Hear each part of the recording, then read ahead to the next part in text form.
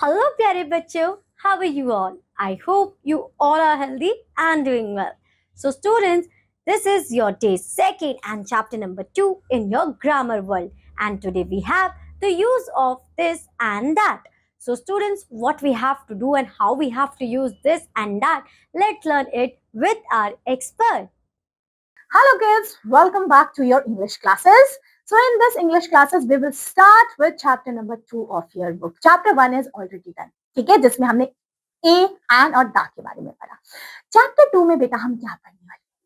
Chapter 2 is about this and that. This का कब use करेंगे और दैट का कब यूज करेंगे. ठीक है, ये हमने सुने बहुत होते. This is the book, that is my house, that is my car, this is my table, है ना. इसको अपनी मर्जी से यूज कर लेते कि हम कभी मन किया तो दिस लिख दिया, कभी मन किया दैट लिख दिया. नहीं, अपनी मर्जी से इंग्लिश में कुछ नहीं हो सकता. रूल्स होते हैं बेटा उसके. अब कैसे रूल्स होते हैं आइए डिस्कस करते हैं फिर. ठीक है, चलिए सबसे पहला शुरू करें. चलिए सबसे पहला क्या लिखा? This and that both are used only for the singular. Singular number object मतलब दिस और दैट को बेटा हम कब यूज करते हैं? जब कोई चीज सिंगुलर. और सिंगुलर तो हमने फर्स्ट क्लास में पढ़ा था.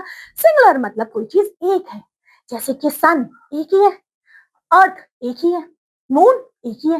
बट स्टार सिंगुलर नहीं है. स्टार तो बहुत सारे होते हैं, है ना. आपके हेयर्स ऐसे पे बहुत सारे हैं, वो सिंगुलर नहीं होंगे.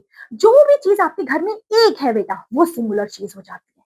तो दिस और दैट को बेटा हम सिंगुलर चीज के साथ यूज करते हैं. अगर वो चीज एक है, सिंगुलर है, तो हम दिस और दैट का यूज करते हैं, दोनों का. अब डिफरेंस कहाँ आ जाएगा? कहाँ दिस यूज करेंगे, कहाँ दैट यूज करेंगे, आइए देखते हैं. सबसे पहला क्या लिखा है? This is used for the things that is near.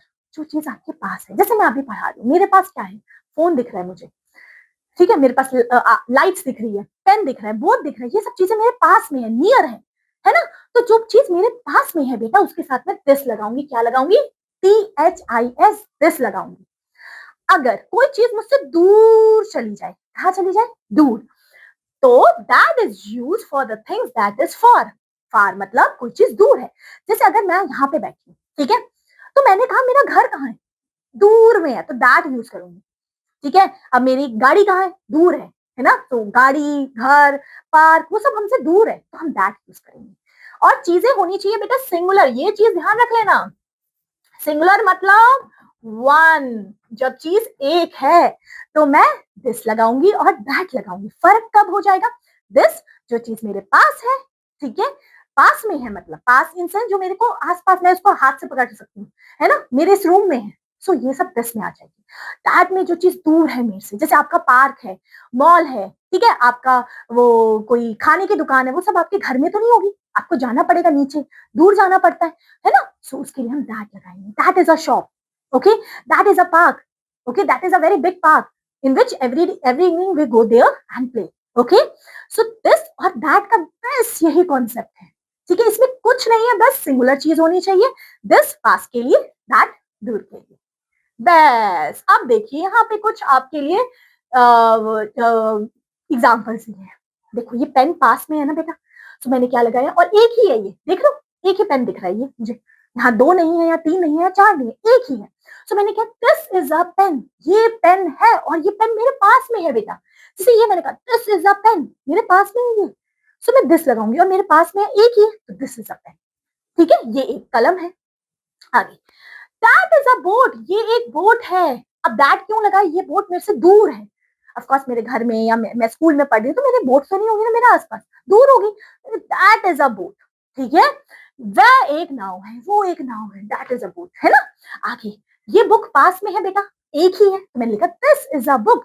ये एक पुस्तक है, ये एक पुस्तक है, बिल्कुल है ये पुस्तक. ठीक है, आगे, अब ये लायन मेरे से दूर है, so that is a lion. और एक ही दिख रहा है, वह एक शेर है, वो एक शेर है, दूर है वो, तो मैंने लिखा दैट. ठीक है, बस आगे देखिए और भी एग्जांपल दिए हुए हैं. अब ये डॉग एक ही है और पास में है, तो मैंने लिखा दिस इज अ डॉग. ये एक डॉग है, ये एक कुत्ता है, और ये पास में है, तो मैंने दिस लगाया इसके लिए. आगे पिक्चर में देखिए, आगे कौन सा, ये फैन के बारे में बात हो रही है. फैन दूर है और एक ही है, तो मैंने लिखा दैट इज अ फैन. वह एक पंखा है, वो एक पंखा है, और वो पंखा दूर है मेरे से. ठीक है, सो यहाँ पे लिख दिया मैंने. समझ पा रहे हो? इजी इजी है।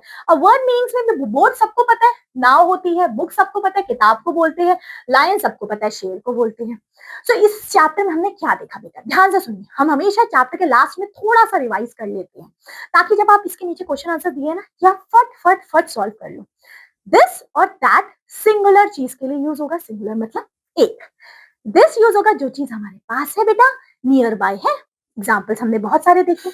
और दैट यूज होगा जो चीज हमसे दूर है बिल्कुल, है ना। जैसे मैंने एग्जाम्पल दिया, हमारा पार्क है, घर है, गाड़ी है, वो दूर है, दैट यूज करेंगे, ठीक है। और ये चैप्टर नंबर 2 यहाँ पे फिनिश होता है। क्लियर हुई चीजें, समझ में आई? बस यही थी आपकी क्लास, यही था चैप्टर नंबर 2। अब नेक्स्ट क्लास में हम मिलेंगे, चैप्टर नंबर 3 शुरू करेंगे, तो पढ़ के आइएगा। तब तक के लिए अपना ध्यान रखिए, खुश रहिए एंड ऐसे ही इंग्लिश पढ़ते रहिए। चलिए फिर, बाय बाय। So students, आपने देखा कि when you have to use this and when you have to use that. For the things which is closer to you, you have to use this, and for the things which is far from you, then you have to use that. So I hope so you understood it very well. Now I'm going to meet you in your next class. Till then, bye bye बच्चों.